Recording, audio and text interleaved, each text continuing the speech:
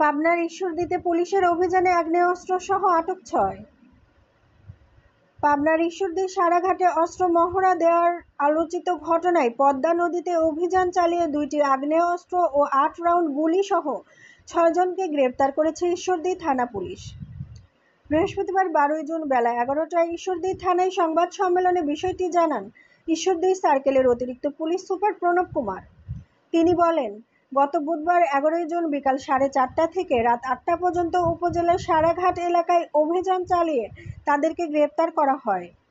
কয়েকদিন ধরে বালু মহাল দখল এবং আধিপত্য বিস্তারকে কেন্দ্র করে ঈশ্বরদীর সারাঘাট এলাকায় উত্তেজনা ও গোলাগুলির ঘটনা ঘটে। এতে ওই এলাকায় চরম আতঙ্ক বিরাজ করছিল।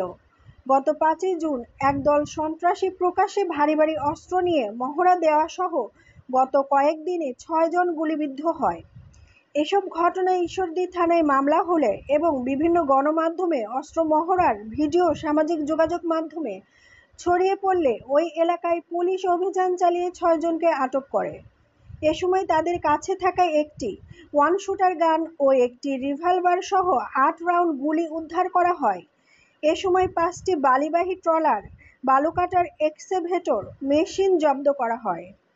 এখানে পর্যবেক্ষণে ছিল, টহলে ছিল, হঠাৎ করে ৩টি বালু বোঝায় বাল্কহেড এবং ২টি নৌকার গতিবিধি সন্দেহজনক মনে হলে আমরা তাদেরকে থামানোর চেষ্টা করি।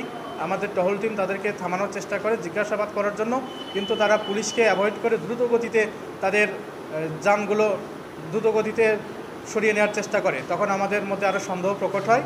আমরা স্পিড বোট ব্যবহার করে তাদের গতিরোধ করি, করে তাদের মধ্যে থেকে ৬ জনকে গ্রেপ্তার করতে সক্ষম হই এবং তাদের নৌকা এবং বাল্কহেড পরীক্ষা করে আমরা ২টা যান থেকে ২টা অস্ত্র পাই। একটা ওয়ান শুটার গান ৪ রাউন্ড গুলিসহ এবং একটি রিভলভার, সেটাতেও ৪ রাউন্ড গুলি ছিল।